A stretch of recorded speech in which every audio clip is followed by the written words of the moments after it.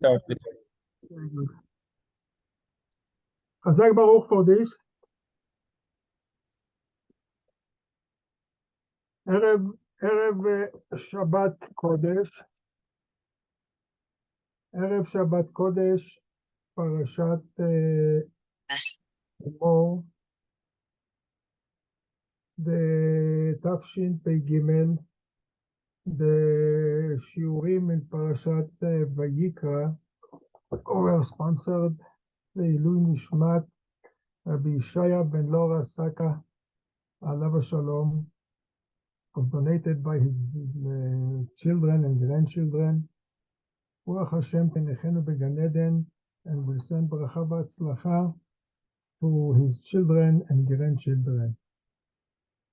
This week Parashat was sponsored by one of the students, anonymous, לכבוד מי, חזק ברוך for him, ברוך הוא will bless him in all the ברכות, and will fulfill all his wishes לטובה. Today is י"ד אייר, פסח שני. We know that Pesach Sheni was established by certain people that they were impure, as the Pasuk says in Parashat Bahalotcha, that people came to Moshe and they said to him the following: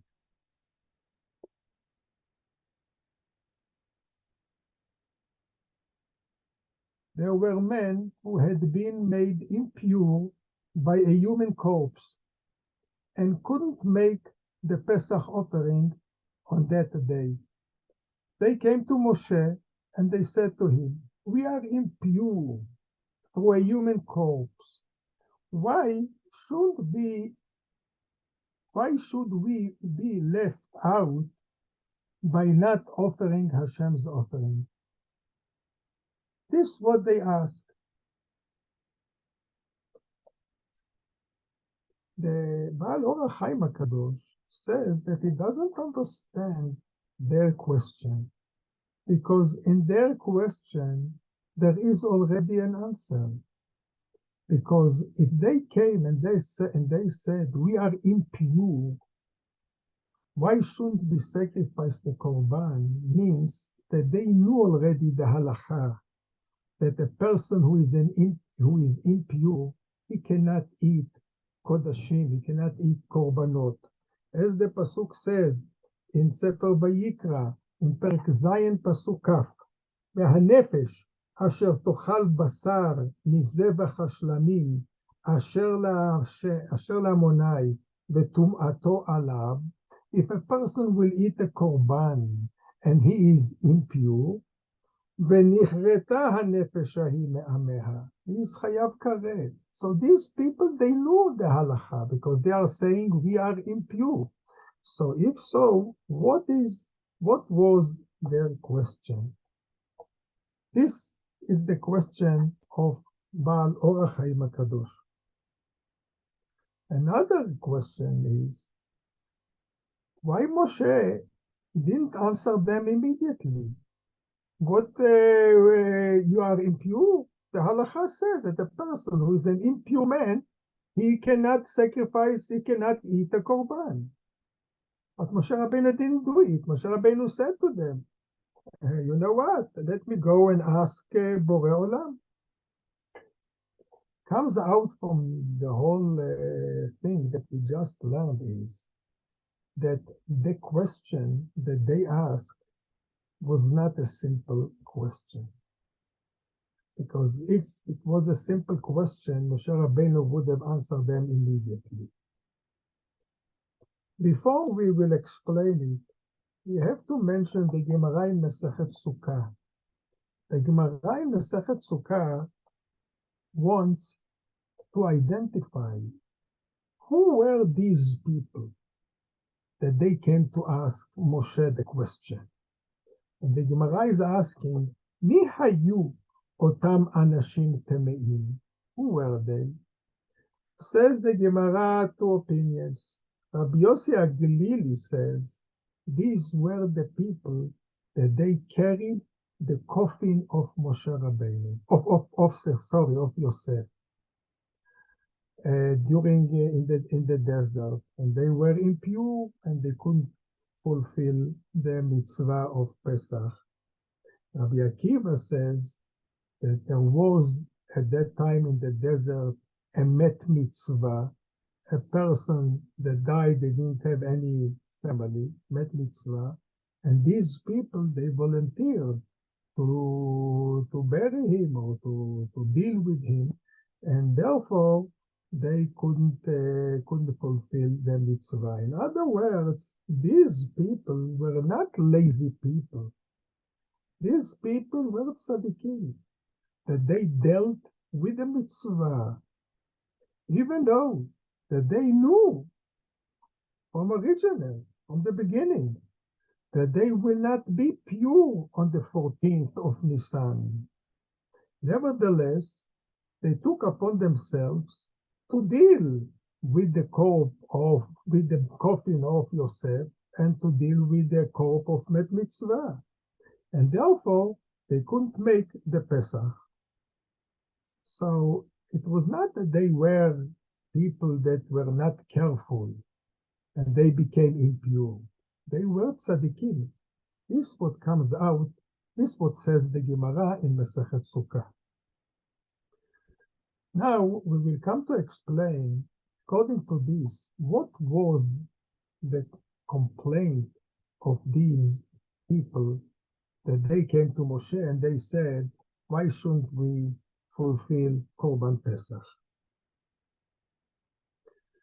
And one explanation was explained by the Sforno, that these people, they came and they said an ideological question.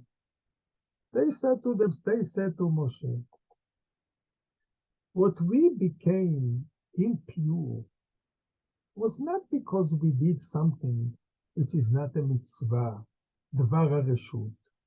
We did a mitzvah. So how can it be that we will do a mitzvah and we will suffer because of the mitzvah and then we will not be able to fulfill Korban Pesach? How can it be? Because the rule is a mitzvah causes to do another mitzvah.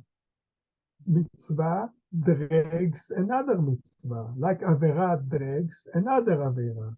So therefore, this was their question, that the sachar of mitzvah, the reward of one mitzvah, is another mitzvah. So how can it be that we will not be able to fulfill Korban Pesach?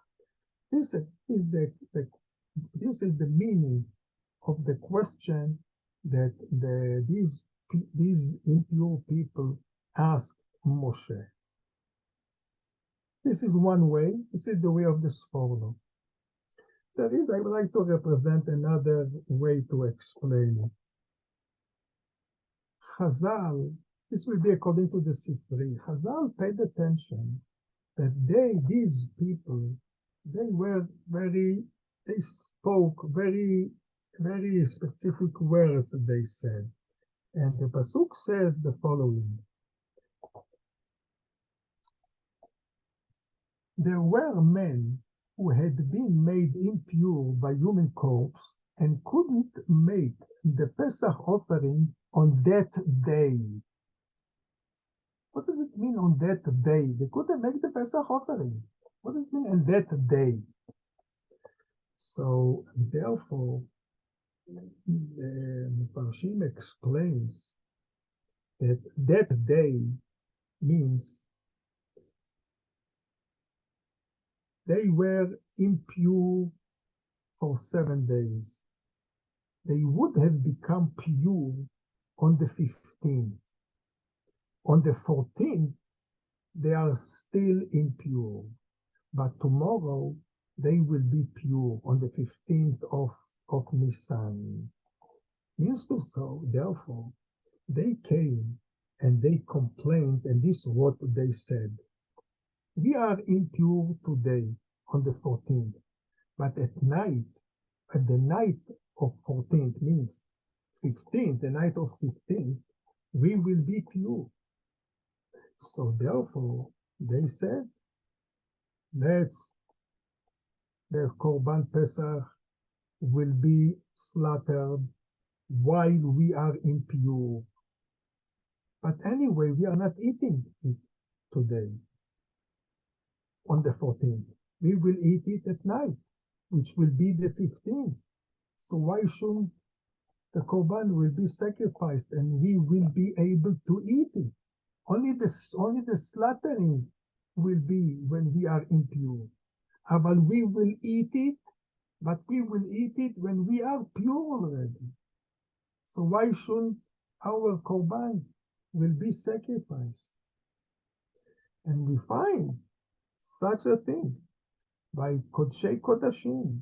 A person who brings a Korban Chatat, even though the man who brought the Korban, he is impure, but the Kohanim are pure. So they slaughter the Korban and they are eating it, even though the owner is not, the man who brought the Korban Chatat is not pure. So if Kodashei Kodashim, you can sacrifice this way. Why Korban Pesach, which is Kodashim Kalim, will not be able to sacrifice the Korban? This was their question. The Ritva says that now we can understand the Gemara in Masechet Sukkah, that the Gemara asks, who were these people? What do we care? What do we care who were the people? They were impure people. Says the Ritva, no. They were impure people, but they were very, very clever people. That they asked a very strong question, a very wise question. And therefore the Gemara wanted to know who were they? And therefore Moshe Rabbeinu couldn't answer them on the spot. And he said to them, let me go and tell it to Borei Olam. Especially that they said, we know that if a person didn't sacrifice, we have Korban Chagiga, an example. Korban Chagiga is a Korban that you bring every holiday from every holiday of Shalosh. Recording in progress. What will be if one day you did not sacrifice the Korban Chagiga on the first day of Yom Tov? You can sacrifice it on the second day, on the third day, on the fourth day, on the fifth day. Till 7 days you can bring the Korban Chagiga. So if so, if we are impure on the night on the 14th, let us bring it another day. Therefore, Moshe Rabbeinu had to bring the question in front of Borei Olam. What we learned from the answer of Borei Olam, we learned something very important. We learned that Borei Olam gave them another chance. And this is a big lesson to Am Yisrael. That day from now they are learning that always in Am Yisrael, the door is never closed. Always you have a second chance. But the second chance was not given to Am Yisrael, to these people as a gift in vain. And the Borei Olam gave them it because they demanded. They came and they asked and they begged. We want to fulfill the Korban. Even though that according to Halacha, a person who is anus, a person who has an accident and he cannot fulfill a mitzvah, he is exempt of the mitzvah. Here, these people were different than the Goyim. The Goyim, They came, says the Gemara in Masechet Avodah Zarah, they came and they complained that Borei Olam didn't give them a mitzvot. So they want also to have mitzvot. Borei Olam gave them mitzvot sukkah. They built the sukkah, and Borei Olam took the sun out, and it was very hot in the sukkah. If it's very hot in the sukkah, and you cannot sit in the sukkah, the halacha says that you are exempt of the sukkah. As the Gemara says, nitzta'er, patur min sukkah. A person who suffers, who is not happy in the sukkah, he can go out, is exempt of mitzvah sukkah. But the Goyim, they went out of the sukkah. But Gemara says after it was so hot in the sukkah that everyone went out and he kicked in the sukkah. They give a kick to the sukkah. This is the difference between a Jew and a Goy. A Jew, a Goy, was exempt from the mitzvah.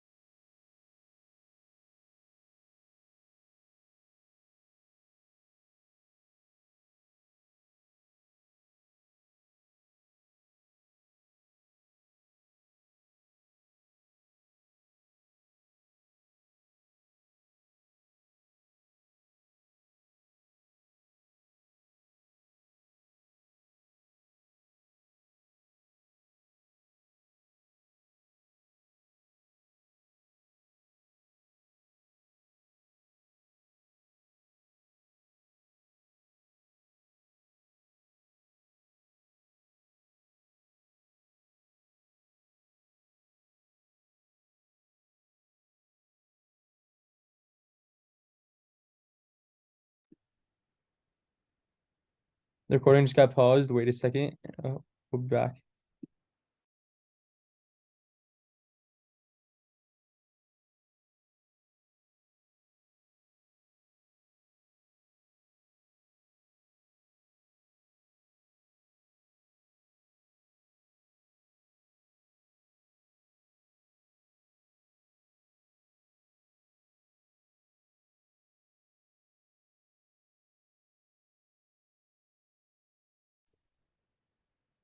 Okay, you got it back. Okay.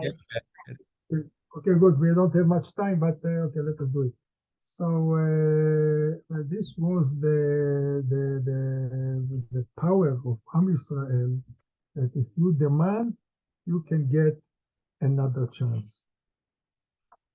This week also, Lag BaOmer, and Lag BaOmer became a very happy day.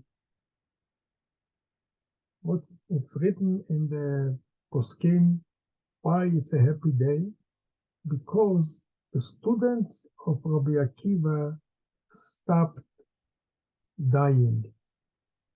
24,000 students Rabbi Akiva had, and they stopped dying on Lag BaOmer. But there's the question, because of this, it's a happy day, they stopped dying? Till Lag BaOmer, all the 24,000 students died. So they are dead. And therefore, they stop dying because there is no more students. So what's the simcha on Lag BaOmer? I found this question that was asked by the Rama Mipano. And he says, a big chidush. He says that together with the students, Rabbi Akiva himself also had to die. And since it's a very big chidush, I would like to read it in front of you, what he says. אלא ידוע במקומו שאף על רבן, even on Rabbi Akiva, נקנסה מיתה. Also he should have died, לבו ביום. ופסקה, and the death stopped בשבילו, because of him. The decree stopped. דין הוא לשמחה ביום שהרב ניצול. It's a day of simcha on the day that the rabbi was saved. This wrote the Rama Mipano in Chelek Gimel in Ma'ayan Ganim on page Shin Zayin. So this is one of the reasons that we are celebrating Lag BaOmer as a happy day. We find other explanations also that was said. Another explanation is that this was the day that Rabbi Shimon ben Yochai died, and he said he left a message that he wants that everyone will be happy on that day. But it's a very strange thing to understand, and we know that in the time that Moshe Rabbeinu died on Zayin Adar, we are not making Yom Simcha. Why to make a simcha on the day that Rabbi Shimon ben Yochai died? The answer to this is that in the time that Moshe Rabbeinu died, says the Gemara in Masechet Tmura, 3,000 halachot were forgotten at that day. Opposite is in the day that Rabbi Shimon ben Yochai died. When Rabbi Shimon ben Yochai died, he felt that he's going to die. So on that day, he called his student Rabbi Abba, and he dictated him the Sefer HaZohar. Comes out that on the day that Rabbi Shimon ben Yochai died, it was like a day of Kabbalat HaTorah. Shavuot, we got Torah shebichtav and Torah sheba'al peh. Lag BaOmer, we got the Kabbalah. we got the Zohar. Because of this, like Ba'omer became a day of happiness. That because it was like a time of Kabbalat Torat HaZohar. On Lag BaOmer, we are making a bonfire. What's the reason for a bonfire? Why we are doing it? And also we know that that in Tzfat there was a minhag also to throw very, very important clothing to the fire. There were poskim that were against it, but this was an old minhag in Meiron, that when they used to make the bonfire over there, they used to throw expensive clothing to the fire. What is the whole idea of throwing clothing to the fire, and what's the purpose, why we are making the fire? I would like to represent one of an explanation, of course, based on the Parshim. It's written in the Gemara that when Rabbi Shimon ben Yochai went out of the cave, every place that he looked on got burned. So Borei Olam said to him, "You came out to destroy the world?" So Rabbi Shimon ben Yochai went back to the cave. We see from here the holiness of Rabbi Shimon ben Yochai, the holiness of his eyes, the strong power of his eyes, that his eyes sense rays that caused fire. Means eyes that looked on Divrei Torah in a cave for 14 years has a very strong power that they can even cause a fire. As a commemoration for this, we are making the bonfire. And since Rabbi Shimon ben Yochai, he didn't use clothing because he was buried himself till his neck in the sand. Because of this, as a commemoration for this, they are burning, the minhag was to burn the clothing in order to remember Rabbi Shimon ben Yochai's way, how he used to learn. And it's not a strange thing that eyes has a strong power. We know in the nature that we find strong power of eyes. It's well known, it's written in a lot of books, that the